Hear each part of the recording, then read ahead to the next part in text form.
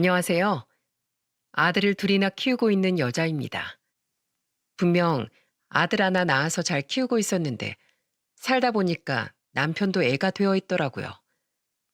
어린 시절 화목한 부모님들을 보면서 단란한 가정을 이루는 게 꿈이었는데 현실은 그리 녹록지 않네요. 전라도 시골 마을에서 태어나고 자란 저는 서울에서 학교를 졸업하고 사회생활까지 했습니다. 그러다 보니까 결혼 생활도 서울에서 하게 됐는데 요새는 자꾸 행복했던 어린 시절이 떠올라요. 친정 집안은 할아버지 때부터 대대로 배추 농사를 계속해서 지으셨어요. 부모님은 배추 농사를 하시면서 저와 여동생을 훌륭하게 키워주셨답니다.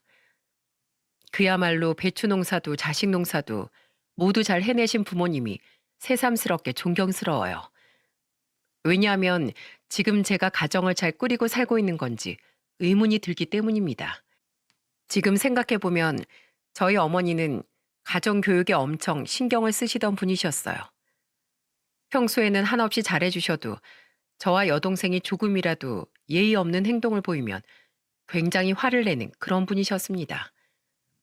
아무래도 동네가 작다 보니까 길을 걷다가 동네 어른들을 마주치면 서로 대충 건너 건너 아는 사이였거든요.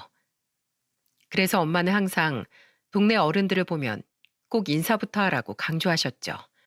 그러던 어느 날 엄마 둘이 길을 걷다가 동네 어른분께 인사를 못했던 적이 있었어요.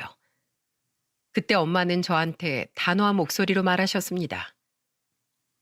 혜정아, 엄마가 동네 어른들한테 인사하라고 했어, 안 했어? 했어요. 근데 왜 방금은 인사 안 했어? 엄마가 너 인사 하나 안 하나 다 보고 있었는데 잘못했으면 잘못했다고 해. 핑계 대지 말고. 앞으로 어른들 보면 꼭 인사부터 해. 엄마는 특히 어른들한테 예의 없이 행동하는 걸 가장 싫어하셨어요. 그래서 저는 어릴 때부터 부모님과 밥을 먹더라도 늘 밥상 예절을 지키면서 먹었습니다. 엄마는 상을 다 차려놓고 나면 꼭 저를 불러서 이렇게 말하셨어요. 혜정아, 엄마가 상 다 차려두면 뭐 하라고 했지? 아빠한테 가서 아빠 진지 드세요 라고 말하라고 했어요. 옳지. 얼른 가서 아빠 모시고 와. 밥을 한 끼 먹더라도 꼭 이렇게 배울 것들을 알려주시던 분이셨습니다. 이런 엄한 엄마와 달리 아빠는 유머러스한 분이셨어요. 특히 술을 굉장히 좋아하셔서 술이 좀 들어가면 노래를 자주 부르셨어요. 그래서 어렸을 때부터 아빠 때문에 지금도 트로트 듣는 걸 굉장히 좋아한답니다. 또 아빠의 개그는 중독성이 있는 아재 개그도 많이 하셨어요. 거실에서 TV를 보다가 좀 심심하다 싶으면 괜히 절 불러서 엉뚱한 질문을 하셨습니다. 혜정아, 너 왕이 궁에 들어가기 싫어하는 걸 뭐라고 하는 줄 알아? 왕이 왜 궁에 가기 싫어해요? 그게 뭔데요? 모르지? 궁금하지? 네, 궁금해요. 왕이 궁에 들어가기 싫어하는 건 궁시렁, 궁시렁이야.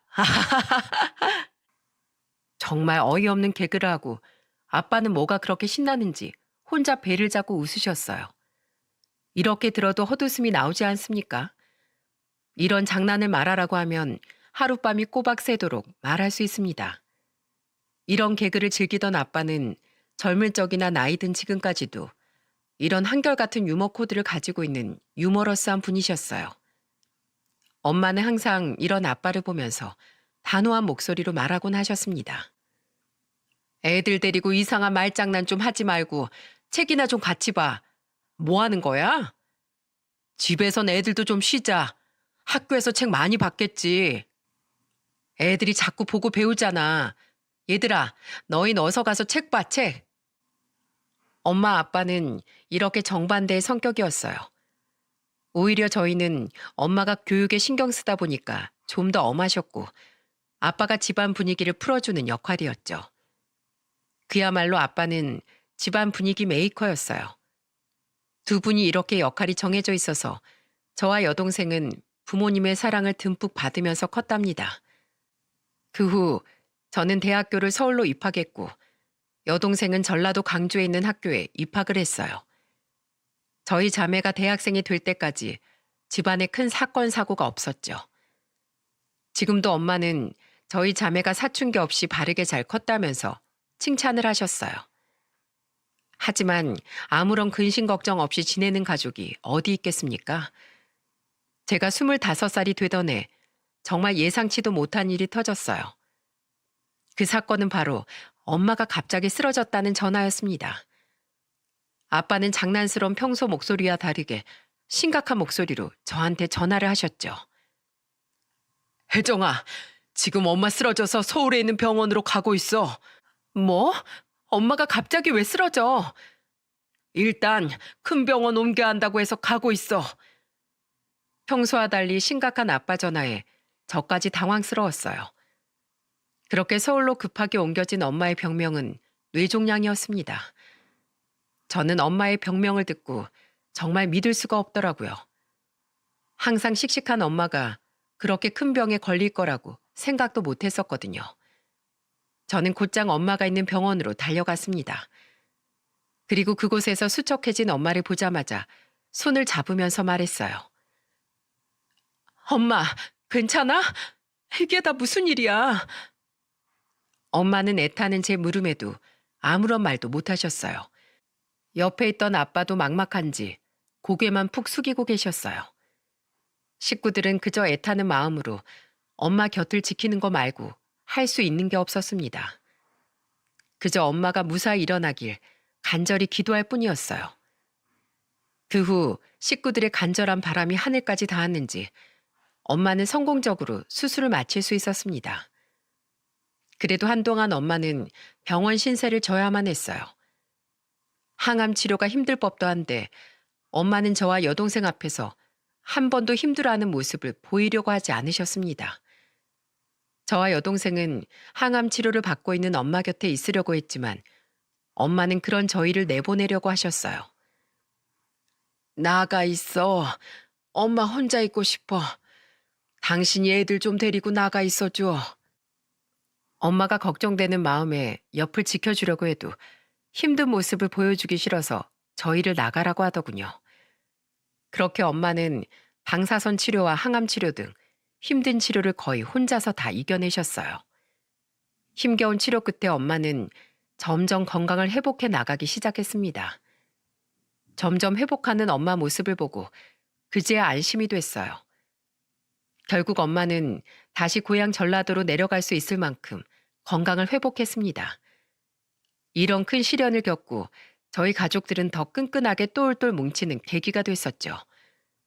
제가 서울로 올라온 뒤로 부모님께 전화도 자주 못 드렸다는 걸 그때 깨달았어요. 엄마가 퇴원한 후로 저희 가족은 늘 건강이 1순위였습니다. 아빠도 그런 엄마를 조금이라도 더 챙기려고 애를 쓰셨고요. 저희가 부모님을 걱정하는 만큼 부모님도 타지에 있는 자식들 걱정하느라 바빴네요. 이런 가정이 크다 보니까 저는 결혼하면 꼭 부모님처럼 다정한 가정을 이루고 싶었습니다. 그리고 저도 부모님처럼 잘 살 수 있을 거라고 생각했어요. 그래서 30 초반 친구의 소개로 만난 남자친구와 1년 3개월 정도 연애를 하다가 결혼 준비까지 이어졌어요. 성격이 저희 아빠처럼 유머러스하고 다정한 사람이라서 참 괜찮다고 느꼈습니다.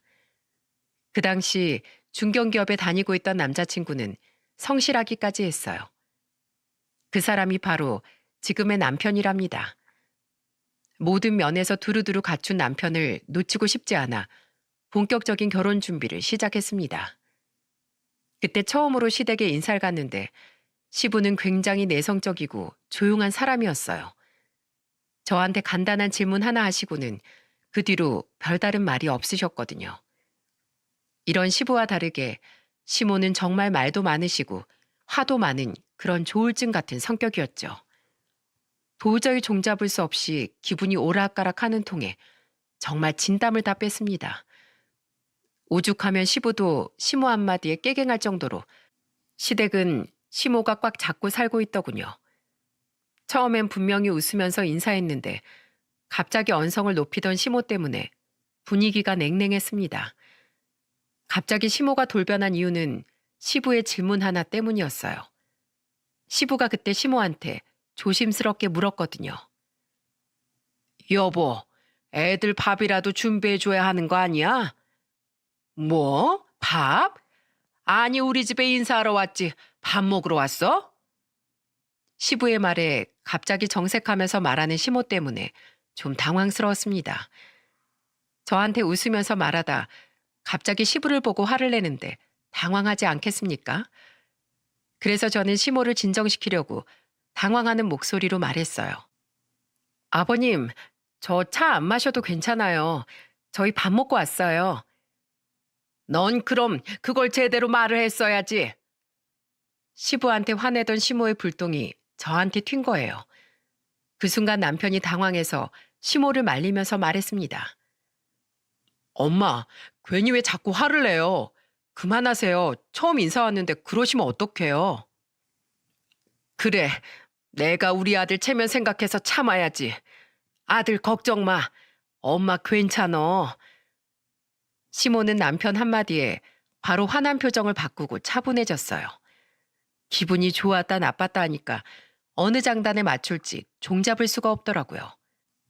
처음엔 그냥 기분파 같은 성격인 줄로만 알았어요. 그리고 저한테 별로 해를 가하지도 않았고 시댁은 경기도에서 닭갈비 식당을 운영했기에 자주 부딪힐 일이 없어서 괜찮을 거라고 생각했습니다. 그렇게 저와 남편은 우여곡절 끝에 결혼 준비를 시작했어요. 서울에 신혼집을 구하느라 양가 부모님께 각각 5천만 원씩 도움을 받을 수밖에 없었습니다. 그리고 나머지 금액은 남편과 저와 모아둔 돈과 은행 대출까지 받아서 겨우 신혼집을 마련할 수 있었죠. 이렇게 시작하다 보니까 저희 결혼 시작은 동등한 조건으로 시작하게 됐어요. 거의 반반 결혼에 가까운 시작이었고 저는 결혼하고도 계속 일할 생각이었기에 남편과 저는 누구 하나 미치는 결혼이라고 생각하지 않았어요. 비슷한 두 사람이 만나서 가정을 꾸리는 거라고 생각했었죠. 그래서 무난하게 잘 살 거라고 믿었는데 결혼한 지 한 달 만에 시모와 마찰이 시작된 겁니다. 그런데 정말 생각지도 못한 마찰이었어요. 그 당시 결혼식을 올리고 한 달 뒤에 대통령 선거가 있는 시기였습니다. 그런데 시모가 뜬금없이 전화해서 저한테 뭐라고 했는 줄 아십니까? 야, 혜정아, 너 누구 뽑을 거냐? 네? 저요? 저는 몇 번 찍을 거예요. 솔직히 부모님도 물어본 적 없던 질문에 저는 당황스러웠어요. 그래서 고민하다가 시모한테 답했더니 갑자기 화를 내면서 다그치면서 말하셨어요. 뭐? 너 머리가 비었니? 너 지금 나라 망치려고 작정했어? 야, 걔는 안 된다. 절대 뽑지 마. 네? 어머님, 솔직히 선거는 자유잖아요. 제가 뽑고 싶은 사람 뽑는 게 맞죠. 얘가 시애미 말에 지금 토를 다는 거야? 네가 정치에 대해 뭘 안다고 말대답이야. 내가 살아도 너보다 더 살았어. 그러니까 무조건 내 말 들어. 네, 우선 생각해 보겠습니다. 저는 갑자기 소리를 지르면서 노발대발하는 시모 때문에 깜짝 놀랐어요. 그래서 말을 얼버무리면서 우선 알겠다고 했던 겁니다. 그런데 선거당의 시모는 또다시 저한테 전화해서 황당한 소리를 하셨어요. 너 지금 어디야? 투표하러 가는 거야? 네, 가고 있어요. 그래, 너 누굴 뽑을 거야? 내가 그때 말했지? 꼭 내가 말한 그 사람 뽑아. 그게 우리나라 살리는 길이야. 알겠어?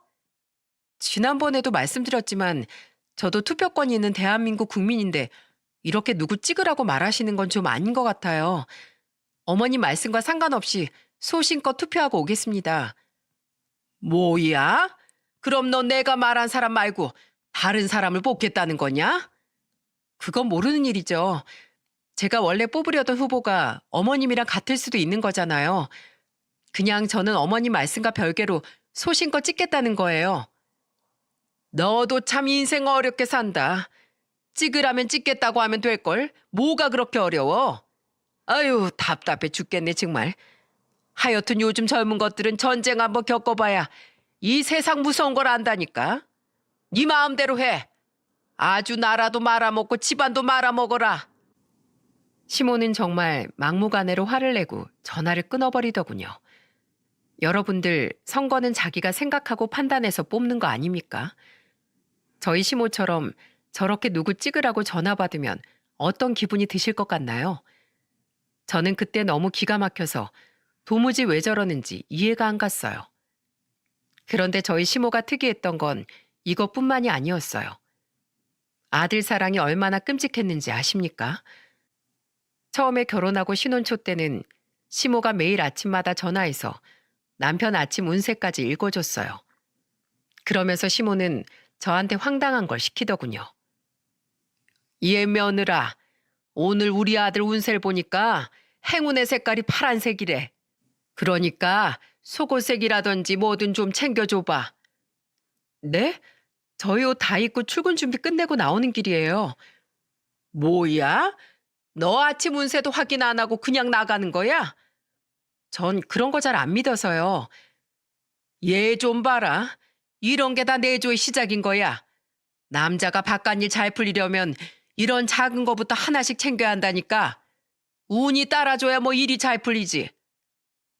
아침부터 출근하는 며느리한테 아침 운세 안 보고 간다고 화내는 시모 본 적 있으십니까? 저는 제 운세도 아니고 남편 운세 확인 안 했다고 잔소리를 들은 거예요. 그래서 저는 시모한테 단호한 목소리로 말했어요. 어머님, 그렇게 중요한 거면 제가 남편한테 아침마다 챙겨보라고 할게요. 전 그런 걸 잘 안 챙겨서요. 제가 보고 전달하는 것보다 본인이 직접 보고 실천하는 게 빠르죠. 뭐야? 너 지금 귀찮아서 그러지? 귀찮은 게 아니라 성인이면 자기 운도 자기가 챙겨야죠. 제가 그걸 다 어떻게 챙겨요? 저 늦을 것 같아서 이만 끊을게요.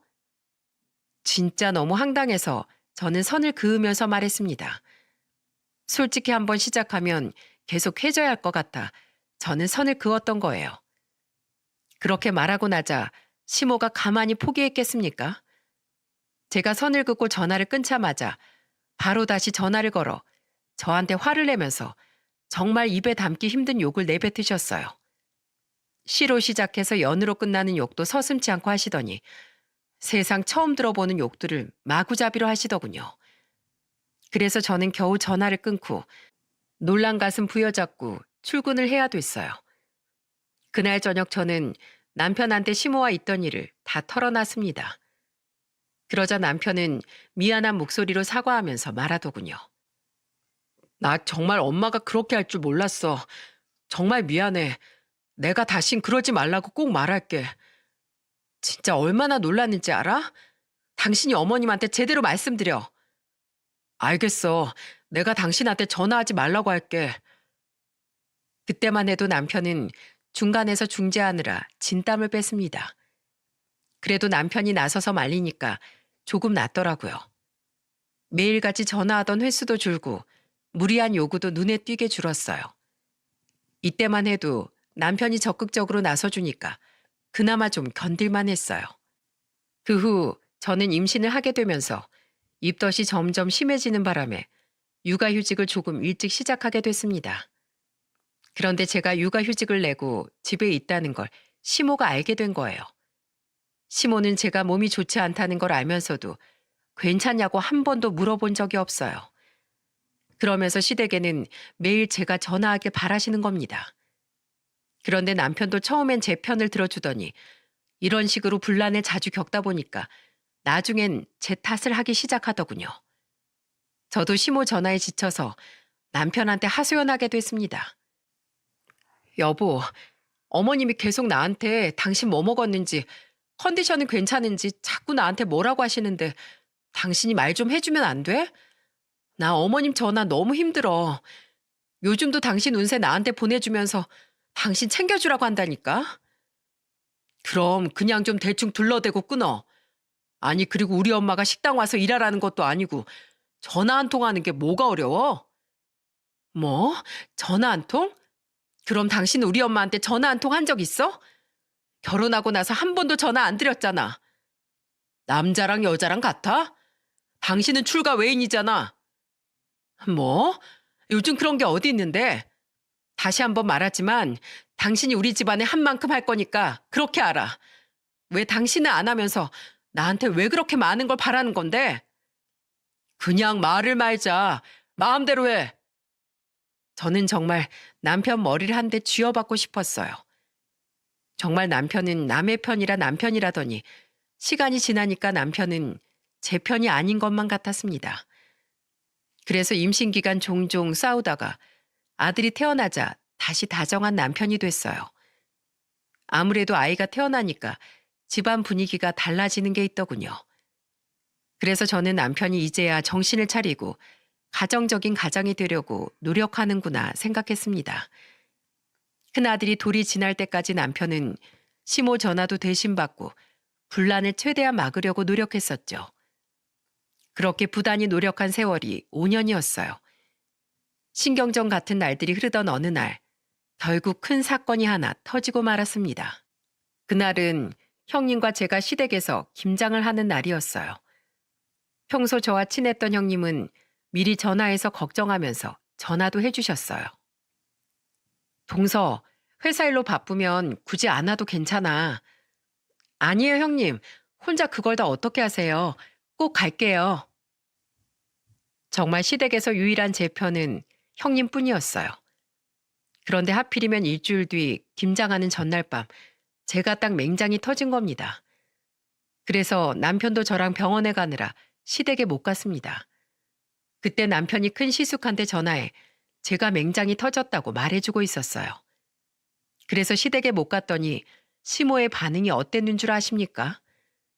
남편이 큰 시숙이랑 통화하고 있던 와중에 소식을 들은 시모한테 전화가 걸려왔더군요. 어쩔 수 없이 저는 전화를 받았는데 받자마자 시모의 호통을 치는 목소리가 들렸습니다. 야, 너 지금 누굴 바보로 알아? 너 김장하기 싫어서 꾀병 부리는 거지? 어? 어머님, 꾀병이라뇨. 저 정말 맹장 터져서 수술까지 했어요. 내가 그걸 믿을 것 같아? 그렇게 억울하면 진단서라도 가져와. 진단서요? 며느리 그렇게 못 믿으세요? 정말 너무하신 거 아니에요? 저 환자예요. 지금 너무하다고 했냐? 내가 진짜 너 아주... 제가 너무한 거 아니냐고 하자 시모는 또 육두문자가 섞인 말을 막 내뱉었어요. 쌍욕도 그런 쌍욕이 없었습니다. 씨로 시작하는 욕부터 개로 시작하는 욕까지 저는 시모한테 별별 연소리를 종류별로 들었습니다. 너무 많이 들어서 노이로제에 걸릴 정도였죠. 그때 시모가 하는 욕을 저는 모두 통화 녹음을 하고 있었어요.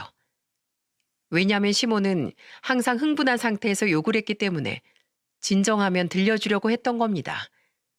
한참을 욕하던 시모가 조금 잠잠해졌을 때 저는 시모한테 말했어요. 어머님, 다 하셨어요? 이제 욕 다 하신 거죠? 대단하세요. 욕 다 하셨으면 전화 끊을게요. 그리고 저한테 하신 욕 그대로 돌려드릴 테니까 듣고 제 기분이 어떨지 제발 생각이라는 걸 좀 해주세요. 아시겠어요? 이렇게 말하니까 시모는 건방지다고 또 계속 전화가 왔어요. 어떻게 김장 한 번 안 갔다고 아픈 며느리한테 이럴 수가 있는 겁니까? 그때 김장에 못 간 게 시모한테는 미안하지 않았어요. 오히려 형님이 고생할 거 생각하면 너무 미안하더라고요. 형님은 저보다 나이가 한 살이 더 많았는데 굉장히 나를 동생처럼 따뜻하게 대해주는 사람이었거든요. 제가 시모와 갈등의 골이 깊어질수록 명절이나 제사 때 완전히 찬밥 신세였어요. 그런데 형님이 그때마다 절 많이 챙겨주셨죠. 시모가 얼마나 유치했냐면 제사를 다 지내고 밥을 먹는데 제 밥만 안 주기도 했습니다. 저는 제 밥이 상위에 없는 걸 보고 황당했는데 그걸 바로 알아챈 형님이 저한테 자기 밥을 주면서 말하더군요. 동서, 이거 먹어. 이거 새 밥이야. 내가 숫자를 잘못해서 밥이 하나 모자라네. 내가 얼른 가져올 테니까 이거 먹어. 아니에요, 형님. 제가 다녀올게요. 아유, 됐어. 내가 가져오면 돼. 얼른 앉아서 먹어. 그때 분명히 시모가 밥을 준비하는 걸 봤는데 형님은 제가 민망하지 않게 해주려고 직접 가져온다고 한 겁니다. 그러자 시모는 그런 며느리들을 보고 혀를 차면서 말하더군요. 아유, 진짜 우리 집 며느리들은 다 왜 저 모양이야? 내가 살 수가 없어. 아유, 속 터져 정말. 대체 며느리들이 뭘 잘못했다고 저러는지 도무지 이해가 안 갔어요. 정말 형님이 아니었으면 이혼을 해도 진작에 이혼을 했을 겁니다. 그만큼 늘 시댁과 불안한 관계로 살았죠. 그래서 답답하면 도망치듯 전라도에 있는 제 친정으로 가서 쉬고 왔습니다. 조금만 가면 바닷가도 있었기에 마음도 편해지고 좋더군요. 이 정도로 답답한 상황에 남편 놈이 제대로 사고를 치고 말았어요. 그래도 남편이 사고 안 치고 있는 걸로 위안 삼던 저는 정말 망연자실했습니다. 어느 날 갑자기 남편이 사직서를 냈다면서 뜬금없는 말을 하는 거예요. 저는 잘못 들었나 싶어서 다시 물었습니다. 뭐? 당신 회사에 뭘 내고 왔다고? 사표 냈다고. 힘들어서 더는 못 버틸 것 같아서 나도 오래 고민하다 낸 거야. 당신 미친 거 아니야? 갑자기 뜬금없이 사표를 내면 어떡해. 밑에서 치고 오고 위에서 누르고 같이 일하는 사람들이랑도 사이도 안 좋아서 얼마나 힘든 줄 알아? 괜히 따돌림 당하고 있는 기분이었단 말이야. 그렇다고 해서 무작정 그만두면 어떡해. 무슨 대책을 세우고 나서 일자리 구한 다음에 그만뒀어야지. 대체 무슨 생각으로 사표를 낸 건지 남편이 이해가 안 갔습니다. 아들이 좀 커서 저도 따로 일하고 있긴 했는데 워낙 나가는 돈이 많아서 혼자서 버는 건 역부족이었어요. 그런데 이미 사직서를 냈다는데 어쩌겠습니까? 그래도 똑똑한 사람이니까 금방 다시 구할 줄 알았어요. 하지만 조금이나마 남편을 믿었던 저는 완전히 바보가 된 겁니다. 회사 그만두고 남편이 하는 일은 일자리를 알아본다는 남편은 허구한 날 놀러 다니기 바빴어요. 심지어는 조기 축구회도 가입해서 매일같이 운동만 하는 거예요. 그래서 저는 속이 터져서 남편을 붙들고 물었습니다. 당신 철인 3종 경기 나갈 거야? 취업은 안 해? 왜 그렇게 운동만 해? 이력서 냈는데 연락이 와야 가지. 그럼 다른 회사도 알아봐야지. 대체 어쩌자는 거야? 기다려봐. 연락 오겠지. 대책이라곤 하나 없는 남편 때문에 제 속이 터지는 줄 알았습니다. 남편은 화난 목소리로 소리를 지르고 잔소리를 끊임없이 하니까 그제서야 일자리를 찾아보기 시작했습니다. 그러더니 며칠 뒤 대리운전을 하러 나가더군요. 그러면서 돈이 좀 벌리던 날 아주 신이 난 목소리로 남편이 저한테 자랑하듯 말했습니다. 여보, 나 오늘 20만 원 벌었어. 이거 좀 꾸준히 하면 괜찮을 것 같은데? 여보, 대리운전은 그냥 부업이고 본업을 빨리 찾아야지. 당신 능력 되잖아. 눈을 좀 낮춰서 무조건 좋은 회사만 찾지 말고 좀 적당한 곳을 찾아봐야지. 아니, 나도 커리어가 있는데 그런 작은 회사를 어떻게 다녀?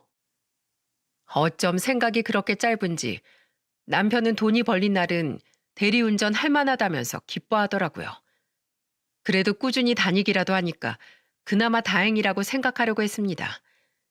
하지만 남편이 잘 다닌다 싶었는데 대리운전을 하다가 술에 취한 손님하고 시비가 붙었던 겁니다. 상황만 보면 만취한 손님이 먼저 남편한테 시비를 걸었던 거예요. 처음엔 남편도 꾹꾹 참았는데 손님이 뒷좌석에서 남편 뒤통수를 갑자기 후려 갈겼다는 겁니다. 그런데 남편이 그걸 참고 그냥 경찰에 신고하면 됐는데 똑같이 남편도 때리기 시작하면서 달리던 차까지 세우고 싸우기 시작했다고 하더군요. 저는 남편 전화를 받고 놀란 가슴을 부여잡고 경찰서로 갔네요. 곧장 경찰서로 갔더니 가관도 아니었습니다. 남편과 그 취객은 둘 다 머리도 엉망으로 헝클어져 있고 목덜미에는 핥힌 자국까지 빨갛게 보였어요. 근데 또 더 억울했던 건 남편이 쌍방폭행으로 벌금까지 나중에 물게 된 거예요. 남편은 억울하다는 듯이 저한테 하소연을 했습니다. 여보, 나 진짜 억울해. 저 술 취한 놈이 먼저 시비 건 거야. 가족 욕하면서 때리는데 어떻게 참아? 남편 해명을 들어보면 왜 경찰서까지 왔는지 이해는 갔지만 마음은 고구마를 100개 먹은 듯 진짜 답답했습니다. 그렇게 남편은 대리운전도 못하게 됐고 한동안 우리 가장 노릇은 저 혼자 다 했습니다. 이런 저희 집 상황은 양가 부모님이 모르는 상태였고요. 뭐 좋은 일이라고 여기저기 알리겠어요? 그런데 이런 상황도 모르고 주말에 시모가 다짜고짜 서울집까지 찾아온 겁니다. 시모는 남편 생일이라며 집까지 와서 닭도리탕을 해주겠다면서 재료까지 챙겨왔더라고요. 시부가 대신 가게를 보고 시모가 집에 와서 남편 줄 반찬과 동그랑땡을 만들기 시작했습니다. 남편이 워낙 초딩 입맛이라서 고기나 동그랑땡 같은 게 있어야 밥을 먹었거든요. 그래서 시모가 남편 생일이라 동그랑땡을 하나씩 만들고 있었어요. 그때 남편은 또 주말이라 등산 갔던 날이라 저와 아들 시모 이렇게 셋이 집에 있었죠. 시모가 주방에서 요리하니까 저는 집안 청소를 하고 있었습니다. 그런데 그때 갑자기 주방에서 큰 소리가 나기 시작했습니다. 아들이 우는 소리가 들리길래 가보니까 시모가 제 아들한테 혼을 내고 있는 거예요. 야, 너 가정교육 그렇게 배웠어? 어디 손도 안 닦고 음식에 손을 대, 손을 대길. 저는 시모의 호통에 울고 있는 아들을 안아서 달래주면서 아들한테 물었습니다. 왜 그래, 영민아? 무슨 일이야? 엄마, 할머니가 막 화내. 난 동그랑땡 하나만 먹으려고 했는데. 주변을 보니까 바닥에 동그랑땡이 나뒹굴고 있었어요. 알고 보니까 8살 아들이 동그랑땡을 보고 그걸 손으로 집어 먹으려다가 미끄러지면서 접시를 바닥에 떨어뜨리고 만 겁니다. 그러자 시모는 저한테 화를 내면서 소리쳤어요. 넌 대체 이 새끼 교육 어떻게 시킨 거야? 할머니가 음식을 만들고 있으면 가만히 있어야지. 왜 어슬렁거리면서 손으로 음식을 집어먹어? 내가 우리 아들 주려고 이거 얼마나 열심히 구웠는데. 난 내 아들 이런 식으로 안 키웠다. 근데 얜 왜 이렇게 애가 경우가 없어? 그래도 남도 아니고 어머님 손주잖아요. 얼마나 먹고 싶었으면 그랬겠어요. 그리고 애가 실수도 좀 할 수 있는 거지. 그거 가지고 이렇게 소리 지르고 화내시는 건 너무하시잖아요. 제가 억울한 목소리로 말하자 시모는 또 욕을 하기 시작했어요. 그때 저는 정말 그 욕을 듣다가 너무 억울해서 또 한 번 소리쳤습니다. 욕 좀 그만하세요. 전 뭐 욕할 줄 몰라서 안 하는 줄 아세요? 어른이면 어른답게 말하셔야죠. 뭐야? 이게 그래도 뭘 잘했다고 큰 소리야? 어디서 못 배워먹은 버릇이야? 그러더니 시모는 손을 들어서 제 뺨을 후려쳤습니다. 순식간에 벌어진 상황에 저는 제 뺨을 부여잡고 서 있었어요. 그러자 아들이 제 앞을 가로막으면서 시모한테 소리치더군요.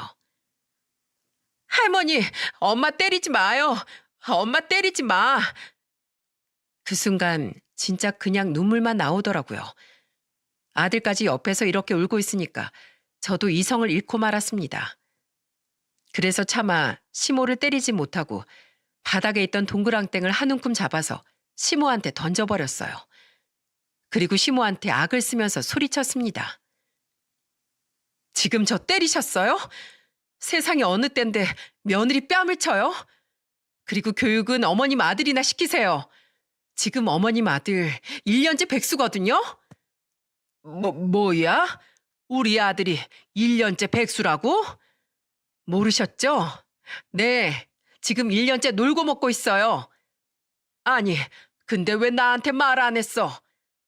그게 뭐 좋은 일이라고 말을 해요. 그동안 진짜 옆에서 많이 버텼어요. 그런데 지금 제 뺨을 치세요? 저 교육시키지 마시고 어머님 아들이나 똑바로 교육시키세요. 지금도 일자리 구할 생각 안 하고 등산하러 갔거든요. 앞으로 며느리 대접받기 힘드시겠네요. 제가 시모한테 화를 내면서 말하고 있는데 마침 남편이 들어왔습니다. 완전 난장판이 된 집을 보고 남편이 깜짝 놀란 표정을 짓더군요. 그래서 저는 남편을 보면서 소리쳤습니다. 야, 넌 네 엄마랑 평생 살아. 알았어? 난 더 당신 이런 집안에 도저히 못 살겠으니까 알아서 해. 내가 결혼 생활 동안 이혼 생각 한두 번 한 줄 알아? 당신하고 우리 애만 바라보고 살았는데 이젠 더는 못 참겠어. 뺨까지 맞고 이런 수모를 겪으면서까지 못 살아. 저는 그렇게 시모와 남편한테 목전껏 소리친 뒤 아들을 안고 집을 나왔습니다. 그때가 한 10월쯤이라 기온차가 있어서 저녁에는 좀 쌀쌀했어요. 그 날씨에 아들 손을 잡고 길을 걷는데 그냥 하염없이 눈물만 났습니다. 그래서 저는 친정엄마한테 전화를 걸었습니다. 엄마, 뭐 하고 있어? 쉬고 있지. 뭐야, 너 지금 우는 거니? 우는 거야? 아니에요. 빨리 말해. 너 지금 어딘데? 밖이야? 엄마 또 쓰러지는 꼴 보고 싶어? 끝까지 숨기려고 했지만 엄마의 한마디에 모두 말할 수밖에 없었습니다. 제 말을 모두 들은 엄마는 화를 내면서 말하더군요. 뭐라고? 뺨을 쳐? 엄마 내일 당장 아침 첫 차로 올라갈 테니까 딱 기다려. 그렇게 저는 그날 밤 찜질방에서 아이와 같이 잠을 잤어요. 그리고 엄마는 다음 날 첫 차로 서울까지 오셨고 같이 밥을 먹었습니다. 그때 남편한테 밤부터 아침까지 수십 통의 전화가 걸려오고 있었고요. 저는 끝까지 받지 않고 있었는데 엄마는 울리는 전화를 받더니 남편한테 단호한 목소리로 말했습니다. 김서방, 지금 주소 보낼 테니까 당장 튀어와. 알았어? 1시간 안에 안 오면 혜정이 데리고 바로 내려갈 거니까 그렇게 알아. 엄마는 협박에 가까운 말을 하고 전화를 끊어버렸어요. 그러자 남편은 40분 만에 손살같이 달려왔더군요. 그때 엄마는 허겁지겁 달려온 남편한테 화를 억누르며 말했습니다. 자네, 우리 혜정이 얼굴 이거 누가 저렇게 만들었는지 알지? 죄송합니다, 장모님. 들어보니까 이게 한두 번이 아니었다면서? 네, 저희 어머님 성격이 좀 괴팍하세요. 그걸 말이라고 하나? 성격이 그랬으면 중간에서 잘 말려야 될 거 아니야? 근데 감히 우리 딸을 때려? 나 절대 이대로 못 넘어가. 당장 자네 엄마 빨리 튀어오라고 해. 올지 안 올지 모르겠는데요. 그걸 말이라고 해? 야, 혜정아, 그냥 내려가자. 남편은 다급한 목소리로 시모를 데려오겠다고 말하더군요. 그리고 정말로 어떻게 구워 삶았는지 시모가 서울로 왔더군요. 그렇게 결국 어머니들끼리 딱 만난 겁니다. 그때 엄마는 시모를 보자마자 기다렸다는 듯 팔을 걷어붙이면서 말했어요. 야, 네가 우리 딸 때렸냐? 아, 어쩌다 보니까 그렇게 됐어요. 근데 사돈끼리 야는 좀 너무하지 않습니까? 사돈? 사돈 관계 끊고 싶어서 우리 딸 때린 거 아니었어? 나도 이대로 못 넘어가겠으니까 내 딸한테 사과해. 뭘 그런 걸로 사과를 해요? 엄마는 시모의 말에 황당했는지 코웃음을 치더라고요. 그리고 한 채의 망설임도 없이 바로 남편 뺨을 똑같이 후려쳤어요. 그러자 시모가 당황한 목소리로 말하더군요. 지금 뭐 하는 거예요? 왜 우리 아들 뺨을 때려요? 이 여자가 미쳤나? 나 미쳤다. 너네 인성까지도 거들먹거렸다면서? 아무리 못해도 너 같은 인성보단 내가 100번 나. 그래도 이렇게 사람 때리는 거 아니죠? 왜? 너도 때렸잖아. 왜 넌 되고 난 안 되는데? 어디 몇 대 더 쳐볼까? 그때 엄마가 손을 들어올리자 남편은 무릎을 꿇고 엄마한테 매달렸어요. 장모님, 정말 죄송합니다. 저는 맞아도 쌉니다. 절 치세요. 그러자 시모가 당황한 목소리로 남편을 보고 말했습니다. 아들, 일어나. 네가 왜 무릎을 꿇어? 엄마 좀 가만히 좀 있어요. 지금 엄마 때문에 이러고 있잖아. 제발 좀 그만 좀 하라고요. 시모는 남편의 말에 크게 당황한 것 같았습니다. 그때 엄마는 울면서 애원하는 남편을 보더니 시모한테 가서 단호하게 말했습니다. 네 새끼 귀하면 남의 새끼도 귀한 줄도 알아야지. 어디서 손찌검이야? 한 번만 더 내 딸 건들면 당신은 사회에서 내가 매장시켜 버릴 줄 알아. 알았어? 엄마의 말에도 시몬은 사과 한마디도 안 하더군요. 처음부터 엄마도 이런 상황을 바랬던 건 아니었습니다. 눈에는 눈, 이에는 이, 똑같이 복수한 건 시모가 오자마자 사과할 줄 알았는데 사과 한마디 안 했기 때문입니다. 근데 시모는 처음부터 뭘 잘못했냐고 그냥 며느리를 그냥 훈계한 것뿐이라면서 적반하장으로 나오니까 결국 남편을 때렸던 거죠. 그날 결국 엄마는 끝까지 사과를 하지 않는 시모를 보면서 저한테 결심한 듯 말하셨어요. 혜정아, 그 집안하고는 도저히 대화가 안 통한다. 말할 필요가 없어. 가자. 결국 저는 엄마와 같이 아들을 데리고 전라도로 내려갔습니다. 그리고 다음 날 고민 끝에 남편한테 이혼 통보를 했어요. 더 이상 엄마한테 걱정을 끼쳐드리고 싶지 않았기 때문이었죠. 그랬더니 남편이 전라도에 있는 집까지 찾아온 겁니다. 당시 저도 스트레스가 많이 쌓여있는 상태였기에 몸도 또 안 좋은 상태였어요. 다행히 주말이라 아들도 데려올 수 있었죠. 결국 아빠도 모든 상황을 알게 됐고 집 앞에서 5시간이 넘게 기다리는 남편을 본 겁니다. 그래도 아빠는 결국 사일합시고 그렇게 둘 수 없어서 남편을 데리고 술 한잔 하자며 나가셨어요. 그리고 한 3시간쯤 뒤 돌아온 아빠는 거실에 저와 남편을 앉혀놓고 진지한 목소리로 물으셨어요. 혜정아, 너 남편하고 정말 이혼하고 싶니? 아니면 시댁 문제 때문에 그러는 거야? 정말 남편이 싫다고 하면 이 아빠도 지금 김서방 서울로 올려보낼 거야. 근데 만약에 시댁 때문이면 방법을 찾아보자.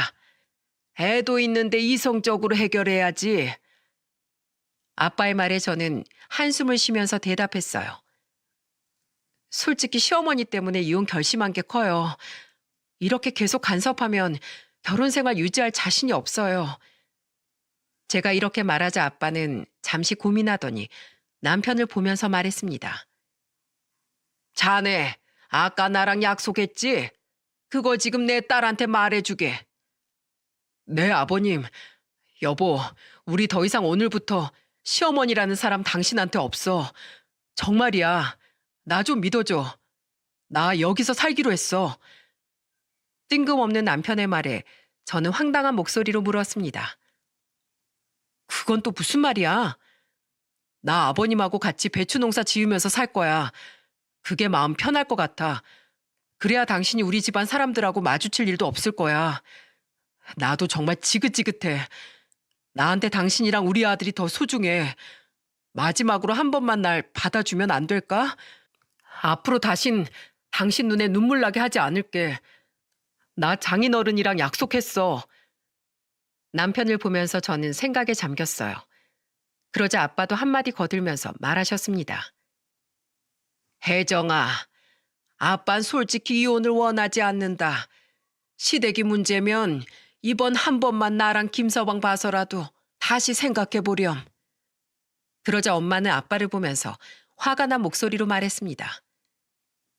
여보, 지금 그게 무슨 소리야? 안 돼, 이혼해. 그런 집안에 우리 딸 더는 보낼 수 없어. 엄마는 끝까지 단호한 목소리로 남편을 반대했습니다. 그러자 남편은 엄마한테 무릎을 꿇고 애원했습니다. 그렇게 한참을 울면서 비는 남편을 보던 엄마는 결국 백기를 들었어요. 그래서 저는 아빠를 보면서 차분하게 생각을 말했습니다. 우선 애 학교 때문에 이사 오는 건 좀 그래요. 그냥 서울집을 이사할게요. 제 말에 엄마는 곰곰이 생각을 하다 단호하게 말했어요. 그럼 자네 아직 직장 못 구했으니까 혜정이랑 영민이만 서울로 보내고 자네만 여기 있게. 여기서 일하는 거 보면서 우리 집 사이가 될 자격이 있나 없나 볼 거야. 네, 알겠습니다, 어머님. 그래, 다음 달부터 우리 배추 수확식이라 엄청 바쁘니까 각오하게. 그래도 월급은 넉넉히 줄 테니 밑바닥부터 일 한번 해봐. 피땀 흘려서 돈의 소중함을 자네가 좀 알았으면 좋겠네. 언제까지 대리운전하면서 불안하게 살 거야? 네, 장모님, 저 여기서 정신 붙잡고 가겠습니다. 그렇게 남편은 친정 부모님의 배추 농사를 돕기 시작했어요. 그 전에 남편하고 같이 서울로 가서 집을 이사했습니다. 그때부터 시댁하고 완전히 연을 끊어버렸네요. 그 후 남편은 한동안 계속해서 전라도 친정집에서 배추 농사를 도왔습니다. 엄마는 남편한테 월급을 주면서 돈의 소중함과 가장의 역할을 알려주고 싶으셨던 거죠. 서울에서 아들과 있는데 엄마한테 반가운 전화가 오기도 했습니다. 혜정아, 시모한테 전화는 이제 안 오지? 이사한 뒤로 주소를 모르니까 못 오셔. 연락 와도 그냥 안 받고 있어요. 그래, 절대 받지 마. 알았어? 그리고 김서방 있잖아. 사람 괜찮더라. 그냥 여기서 우리랑 같이 일하면 어때? 좀 약해 빠진 건 있는데 책임감도 강하고 일도 얼마나 열심히 하는데. 어젠 글쎄 네 아버지랑 술 한잔하다 울면서 말하더라. 이제야 가장 역할이 어떤 건지 알겠다는 거야. 그리고 이렇게 포기하지 않고 안아줘서 감사하다고 아주 펑펑 울더라니까. 정말? 나한테 얘기 없었는데? 김서방 두고 보니까 나쁜 사람은 아니야. 좀 약한 모습이 있어서 그렇지. 내가 좀 사람 만들어서 보낼 테니까 조금만 기다려라. 알았지? 밥도 2그릇씩 챙겨주면서 얼마나 잘 있는데. 일하고 먹는 밥이 꿀맛이라고 아주 밥도 복스럽게 먹는데 아주 보기 좋아. 그렇게 남편은 친정에서 한동안 배추 농사를 하면서 시간을 보냈습니다. 바쁜 시기가 지나고 서울로 올라온 남편은 저를 보자마자 안아주면서 말했습니다. 당신 부모님 대단하더라. 완전히 스파르타식으로 교육시키는데 얼마나 무서웠는지 몰라. 장모님한테 내가 배울 점이 너무 많더라고. 말은 무섭게 하셔도 날 얼마나 이렇게 신경 썼는지 몰라. 동네 사람들한테 막 우리 사위라고 자랑하시는데 그럴 때마다 내가 어깨가 으쓱하더라니까. 그랬어? 여보, 지금까진 당신이 우리 집안의 중심이었다면 앞으로는 내가 중심 잡아서 내가 더 열심히 할게. 당신과 우리 애를 위해서라도 어떠한 힘든 일이 있더라도 포기하지 않을게. 진짜? 우리 남편 그동안 많이 변했네. 그럼 이번에 제대로 배웠어. 그런 의미로 우리 가족, 우리 화이팅 한번 할까? 영민아, 너도 와. 엄마 아빠랑 파이팅 하자. 영민이는 신이 나서 달려오더니 남편 손 위에 자기 손을 올려놓더군요. 저도 그 위에 손을 얹었고 그렇게 세 가족 손이 모이자 남편은 힘껏 소리쳤습니다. 자, 하나, 둘, 셋, 파이팅! 영민이가 폴짝 뛰어오르면서 파이팅을 하면서 즐거워했어요. 달라진 남편의 모습에 얼마나 기뻤는지 모릅니다. 그 후 남편은 완전히 달렸고 운 좋게도 다시 회사에 취직할 수 있었어요. 예전엔 툭하면 힘들다고 하던 남편이 이제는 힘들다는 말도 안 해요. 그게 저는 가장 신기했답니다. 비록 저희 부부는 결혼 생활에 한 번의 위기를 겪었지만 지금은 순탄하게 잘 지내고 있습니다. 위기를 기회로 바꿔준 친정 부모님께 그저 감사할 뿐이랍니다. 지금은 1년 정도 지났지만 아직 시모와는 풀리지 않았습니다. 아마 시모와 관계를 회복하는 건 시간이 좀 걸릴 것 같네요. 지금도 가끔씩 귀에서 시모가 하던 욕이 환청처럼 들릴 정도예요. 그래도 남편은 시댁에 자유롭게 다니고 있답니다. 절대 저희 이사한 집 주소는 알리지 않고 남편만 시댁에 다니고 있어요. 언제까지 이렇게 지낼지 모르겠지만 시간이 조금 걸릴 것 같네요. 이혼이 쉬운 시대라곤 하지만 한 번 맺은 부부의 연을 쉽게 끊을 수야 있겠습니까? 이혼하는 이유가 있다면 지금 배우자를 선택해서 결혼한 이유도 있었겠죠. 그러니까 다시 초심으로 돌아가 서로에 대해 다시 생각해 볼 수 있던 좋은 기회였어요. 제가 이렇게 사연을 보낸 이유는 명절이 이혼 위기로 가는 부부들이 가장 많은 때라고 하지 않습니까? 그래서 저는 부부들이 쉽게 가정을 포기하지 않길 바라는 마음에 사연을 보내게 됐습니다. 분명 같이 노력하다 보면 달라질 희망이 보일 거예요. 그러니까 처음 결혼을 결심했던 순간처럼 서로를 좀 더 믿어주셨으면 좋겠습니다. 모두 즐거운 한가위에 가족들과 화목한 명절 보내시길 바랄게요. 모두 행복하세요.